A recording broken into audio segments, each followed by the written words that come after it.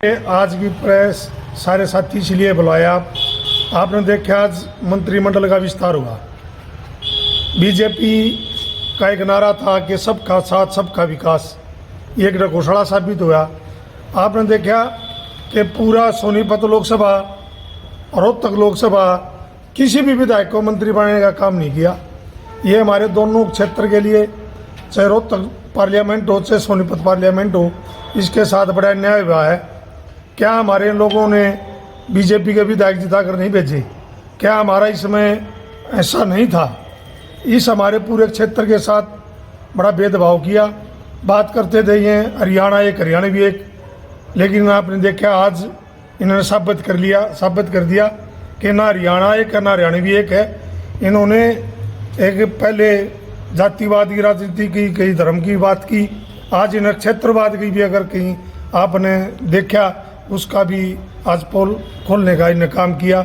और यहाँ रोहतक और सोनीपत लोकसभा के लोग बड़े इस बात के लिए रोष भी है, और बहुत सारे लोगों ने मेरे से विशेष पूर्व करके चर्चा भी की कि विधायक जी ये बात करा करते सबके साथ सबके विश्वास की बात, लेकिन इन्होंने देख साबित कर दिया कि सबका साथ और अपना विकास का इन्होंने आज इस बात को साबित करने का काम किया।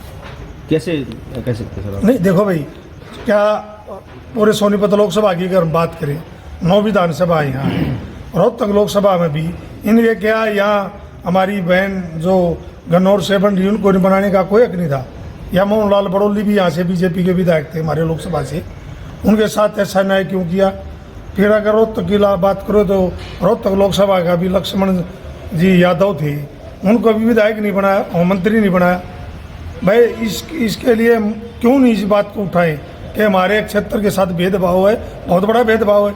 अगर यहाँ से मंत्री बनता, कोई भी मंत्री बनता हमारे लोकसभा से, उससे हमारे क्षेत्र को फायदा होता, कुछ न कुछ लोगों का फायदा होता और हमारे इस क्षेत्र का विकास भी होता। लेकिन इस हमारे क्षेत्र के साथ ये विकास नहीं करना चाहते, सब हर बात में इन्होंने पिछड़ाने का काम किया और ये आपके सामने है। देखिए लोकसभा के जो आपने बात करेगी, कांग्रेस पार्टी की तरफ से 1-2 बैठक हो भी गई है और बहुत जल्दी कैंडिडेट भी आपके सामने आएगा। और सबसे पहले सभी प्रेस के साथी सब आपने को पता भी चलेगा। लेकिन मैं इस बात से संबित हो, जो चर्चा पार की बात करें वो हरियाणा से डरे हुए हैं। 4 लोकसभा यहाँ तब तक इन्होंने क्लियर नहीं की, और जितनी और लोकसभा है इन्होंने 6 क्लियर करी। इन्हें भाई बहुत बुरा आपने देखा घमासान मचा हुआ है।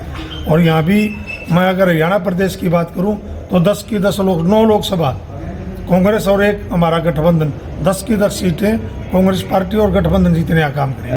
ऐसा कुछ नहीं है।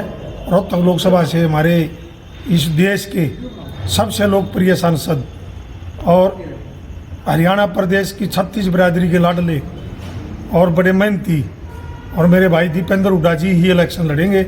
इस बात में कोई किसी तरह का संशय नहीं है, और इसमें आपने किंतु परंतु करने की भी जरूरत नहीं। और उन्होंने तो लोकसभा का इलेक्शन तैयार चालू करके हर रोज़ आप देखो, वो तो इलेक्शन हो चाहे ना हो, रूटीन में लोगों के बीच में रहने वाले नेता हैं, वही इलेक्शन लड़ेंगे। देखिए ये जो फैसला है, ये हमारा जो नेतृत्व है अपने देश का, हमारी पार्टी का शीर्ष नेतृत्व है, चौधरी भूपेंद्र हुड्डा जी हैं, हमारे आदरणीय दीपेंद्र हुड्डा जी हैं, उदयभान जी हैं, ये निर्णय दोनों ने लेना है, उनका फैसला है। वो जिसने कहेंगे वो इलेक्शन लड़ेगा। तैयारी किस तरह की? अच्छी तैयारी है, हम तो तैयार हैं। लोकसभा के लिए हम तो लोकसभा ही के, हम तो विधानसभा के लिए भी तैयार है।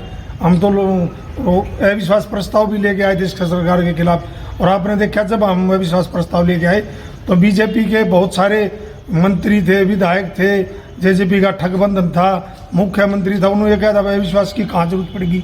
आपने देखा उसके 15 दिन के बाद बीजेपी ने खुद विश्वास प्रस्ताव लाने की जरूरत पड़ेगी। आपने देखा चेहरा बदला, लेकिन चेहरा बदलने से काम नहीं चलता। कांग्रेस की कब तक हो जाएंगी टिकटें अनाउंस आपके हिसाब से? कब तक, मतलब 10 दिन लग सकते हैं या 15 दिन? बहुत जल्दी होगी। मैं डेट तो ठीक से नहीं कर सकता, ये फैसला नेतृत्व का शीर्ष नेतृत्व का है, वो करेंगे।